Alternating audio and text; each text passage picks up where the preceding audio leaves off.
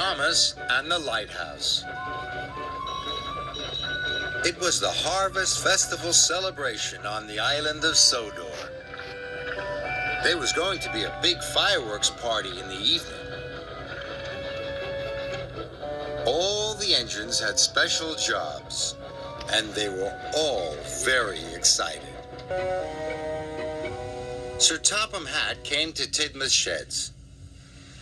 "Thomas, you must take a new light bulb to the lighthouse." "Yes, sir," tooted Thomas.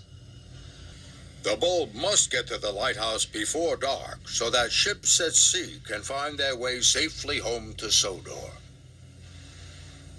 "The light bulb will break easily. You must go slowly and carefully," Sir Topham added.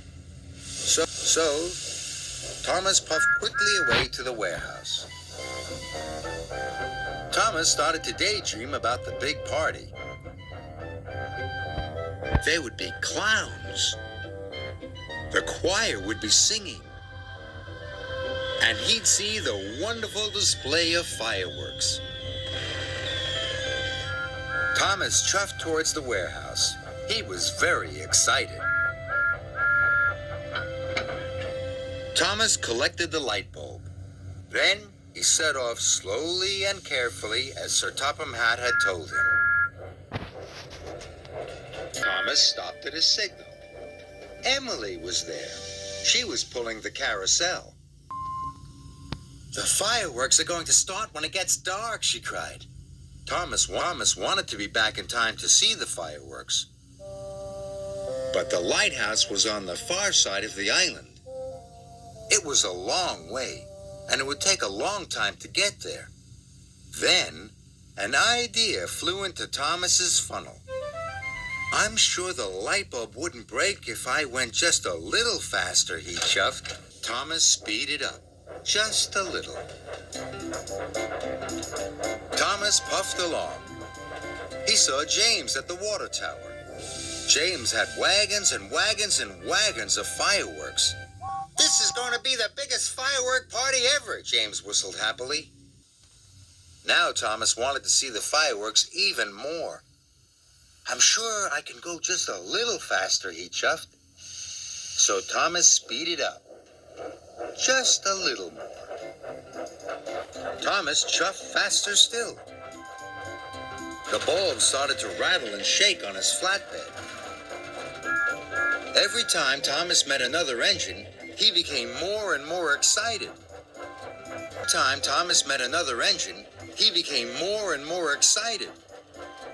Henry huffed along with swings and a seesaw. "It's going to be a wonderful party," puffed Henry. Thomas went a little faster. Then he met Toby with the clown costumes. "See you at the firework party, Thomas," he rang. He saw Percy with cars of children in fancy dress. Now Thomas wanted to be back for the fireworks party more than ever. Before Thomas knew it, he was puffing very fast. Then there was trouble. Before Thomas knew it, he was puffing very fast. Then there was trouble. Harvey was replacing some tracks. Workmen had put a barrier across the track to warn the engines, but Thomas was now going too fast to stop safely. He bashed into the barrier, and the light bulb broke. "Cinders and ashes," cried Thomas. "The lighthouse will not have its light, and the ships won't be safe at sea." Thomas puffed quickly back to the warehouse to collect a new light bulb. Thomas had to stop at a signal. Edward was waiting. He was excited. "I'm off to collect the Chinese dragon," he tooted. With the new light bulb safely on board, Thomas set off slowly and carefully.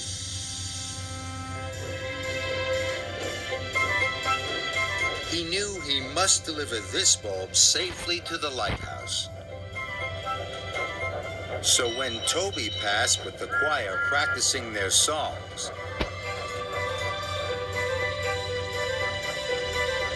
and when Edward passed with the Chinese dragon, Thomas didn't think about the fireworks party at all. Not once.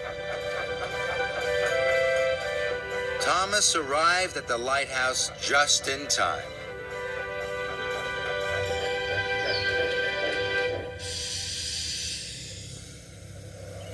The bulb was quickly unloaded. "Thank you, Thomas," said the lighthouse keeper. And Thomas puffed back to Tidmouth Sheds. He knew he had missed the fireworks party completely. Then Thomas came to the top of a hill, and he saw a wonderful sight. The lighthouse beamed brightly. The ship's lights twinkled in the harbor, and the sea reflected the stars. And even though there were no rockets or Catherine wheels, Thomas thought it looked as wonderful as the fireworks.